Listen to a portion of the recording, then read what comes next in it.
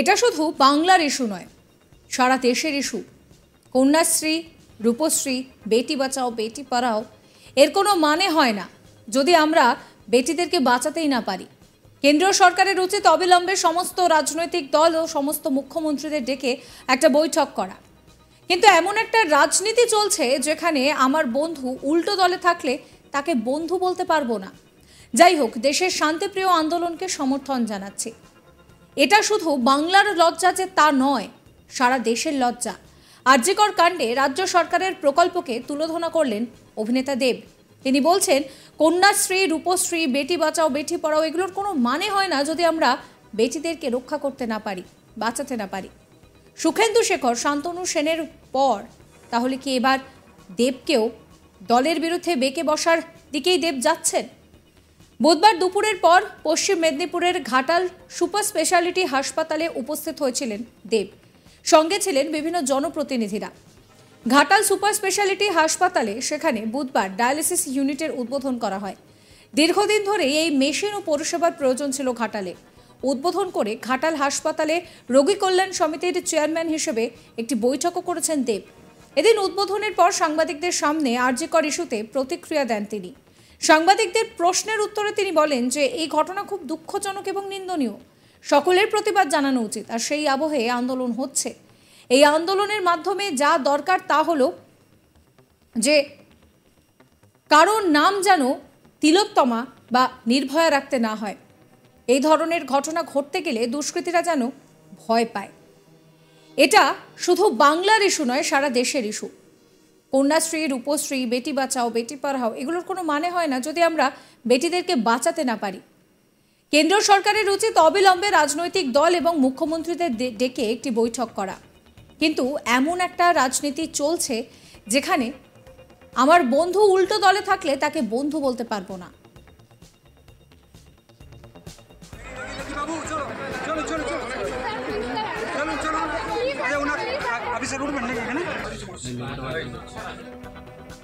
শোনাবো আপনাদের দেবের কথা। খুবই দুঃখজনক একটা ব্যাপার, যেই ইস্যুটা হয়েছে বা যেইভাবে জিনিসটা হয়েছে সেটা তো ডেফিনেটলি নিন্দনীয়। মানে সেটা প্রতিবাদ জানানো উচিত এবং সাধারণ মানুষ সেই আবেগেই আজকে সেই আন্দোলনটা হচ্ছে। আমি এটুকু বলবো যে এই আন্দোলনের মাধ্যমে যেটা সবচেয়ে বেশি দরকার সেটা হচ্ছে কি আর কারোর নাম যেন নির্ভয়া বা তিলোত্তমা না রাখতে হয়। এই আন্দোলনটা সেই নিয়মটাকে লাগু করবে যে যারা তাদের মাথায় তাদের যেন ভয় লাগে যে এই সব কাজ করার জন্য। এবং আমার এক্ষুনি মনে হয় যে কেন্দ্র সরকারকে, আমি কোনো পলিটিক্যাল স্টেটমেন্ট দিতে চাইছি না, এটা কোনো পলিটিক্যাল স্টেটমেন্ট নয়, কারণ যেটা তুমি বললে সমস্ত রাজনৈতিক দল সবাইকে যেভাবে ব্লেম করছে, আমরা টুইটার বা সোশ্যাল মিডিয়া দেখছি কে আসামের চিফ মিনিস্টার আমাদের চিফ মিনিস্টারকে বলছে, আমাদের চিফ মিনিস্টার অন্য চিফ মিনিস্টারকে বলছে। এটা শুধু বাংলার বা অন্য রাজ্যের ইস্যু না, এটা আমার দেশের ইস্যু।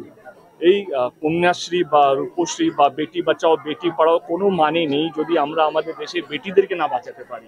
আমার মনে হয় এক্ষুনি কেন্দ্র সরকারের অল পার্টি মিটিং ডাকা উচিত, অল সিএম মিটিং ডাকা উচিত এবং এইটাকে কিভাবে আটকানো যায়, এদেরকে কিভাবে চিহ্নিত করা যায় এবং তাদেরকে কি পানিশমেন্ট দেয়া উচিত। শুধু বাংলার বা পশ্চিমবঙ্গে বিধানসভা পাস হলো সেইটা যাতে নয়, এটা আমার মনে হয় কি দেশের সংবিধানে এটা নিয়ম আসা উচিত, যে অ্যান্টি বিল আসা উচিত। এবং এইটা আমাদের দেশে না, আমার যেটা কষ্ট, মানে আমি রাজনীতি 10 বছর ধরে আছি, আমি যেটা মনের মধ্যে আছে সেটাই বলার চেষ্টা করছি। আমাদের দেশে যেইভাবে রাজনীতিগুলো হচ্ছে, মানে আমার বন্ধু যদি অন্য দলে থাকে আমি সেটাকে বন্ধু বলতে পারবো না, কারণ বলতে গেলেই হয়তো কোথা থেকে আমার দল বা অন্য দল দিকে চালু হয়ে যায়।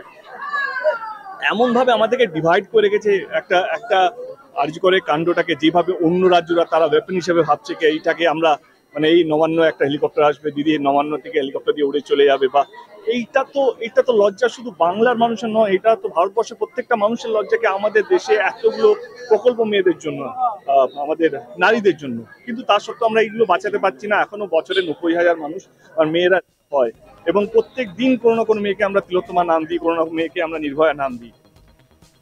একই সঙ্গে তিনি বলেন যে দেশের শান্তিপ্রিয় আন্দোলনকে সমর্থন জানাচ্ছি। এটা শুধু বাংলার লজ্জা নয়, সারা দেশের লজ্জা। এই আন্দোলনকে এমনভাবে দেখতে চাই যাতে 100 বছর পর্যন্ত মানুষ কমপক্ষে মনে রাখবে যে এই ধরনের একটি বিল পাশ হয়েছিল এবং এর জেরে কোনোদিন আর কোনো মেয়ের নাম তিলোত্তমা বা নির্ভয়া রাখা হবে না। শুনুন তার কথা। আমার যেটা মনে হয় আন্দোলনটা আন্দোলনের জায়গা এবং আমি সেটাকে সমর্থন করছি, শান্তিপ্রিয় আন্দোলনকে আমি সমর্থন করছি, কারণ এটা আমাদের গণতন্ত্রের একটা অধিকার যে আমাদের গণতন্ত্র, আমাদের কনস্টিটিউশন আমাদেরকে সে অ্যালাউটা দেয় যে আমরা আমাদের ভাবনাটা প্রকাশ করতে পারি শান্তিপূর্ণভাবে, সেটাকে আমি সমর্থন করছি। কিন্তু যেভাবে রাজনীতি দলরা যেইভাবে রাজনীতি করার চেষ্টা করছে এবং আমরা অনেক জায়গায় দেখেছি যে যারা প্রোটেস্টার তারা রাজনীতি দলের নেতাগুলো বলছে আপনারা এখানে আসবেন না, সেটাকে আমি সাধুবাদ জানাই। কারণ যখনই কোনো রাজনীতি দল কোনো প্রোটেস্টের মানে একটা একটা সত্যিকারের প্রোটেস্টের মধ্যে ঢুকেছে, তারাতে সেই রংটা লাগিয়েই বেরিয়েছে। তো অনেক জায়গায় এটা হচ্ছে কি রাজনীতি রং, মানে রাজনীতি লোকেদেরকে ঢুকতে দেওয়া হচ্ছে, সেটাকে আমি সাধুবাদ জানাই।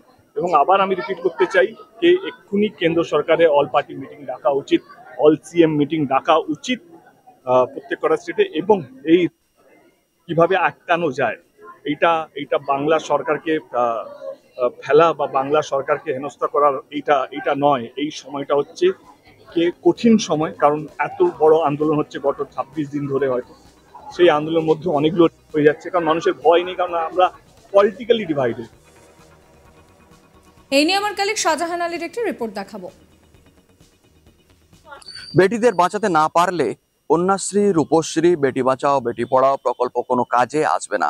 তাই সর্বাগ্রে কেন্দ্র ও রাজ্য সরকারকে যৌথভাবে বসে সর্বরাজনৈতিক দল বৈঠক করে সিদ্ধান্ত নিতে হবে এই ধরনের ঘটনা আটকাতে কি কি পদক্ষেপ নেওয়া যেতে পারে। ঘাটালে এসে মন্তব্য করলেন আরজিকর ইস্যুতে ঘাটালের সাংসদ তথা তারকা দেব দীপক অধিকারী। উল্লেখ করা যায়, পশ্চিম মেদিনীপুরের ঘাটাল সুপার স্পেশালিটি হাসপাতালে বেশ কিছু উদ্বোধনে উপস্থিত হয়েছিলেন তিনি। ঘাটাল সুপার স্পেশালিটি এলাকা বা সুপার স্পেশালিটি যে হাসপাতাল, এই হাসপাতালে বন্যা কবলিত এলাকার মানুষের পরিষেবার জন্য বেশ কিছু দাবি ছিল। তার মধ্যে অন্যতম ছিল ডায়ালিসিস ইউনিট। সেই ডায়ালিসিস ইউনিট দীর্ঘ প্রতীক্ষার পর অবশেষে উদ্বোধন করা হলো। সেই উদ্বোধন করলেন দেব তথা দীপক অধিকারী এবং তারপরেই হাসপাতালে আগত রোগীর পরিবারের লোকজন এবং হাসপাতালের কর্মী বিভিন্ন আধিকারিকদের সঙ্গে দীর্ঘক্ষণ কথা বলে ওই এলাকার আরো অন্যান্য সমস্যা জানার চেষ্টা করলেন তিনি। বেশ কিছুক্ষণ কথা বলেছেন হাসপাতালের কর্মীদের সঙ্গেও, তাদের অভাব অভিযোগও শুনেছেন। এরপরে সংবাদ মাধ্যমের সামনে তিনি বিবৃতি দেন। সংবাদ মাধ্যমের সামনে আরজিকর ইস্যুতে প্রশ্ন করা হলে যে প্রতিক্রিয়া দিয়েছেন তা অনেকটাই রাজনীতির ঊর্ধ্বে উঠে এবং অন্যান্য চিরাচরিত যে দেবের প্রতিক্রিয়া তা এবারও ফুটে উঠল। দেব এদিন জানান যে আরজিকরের যে ঘটনা ঘটেছে তা যথেষ্ট নিন্দনীয় এবং আন্দোলন। সাবস্ক্রাইব করবেন আজ তাক বাংলার ইউটিউব চ্যানেলকে, ফলো করবেন হোয়াটসঅ্যাপ চ্যানেলও।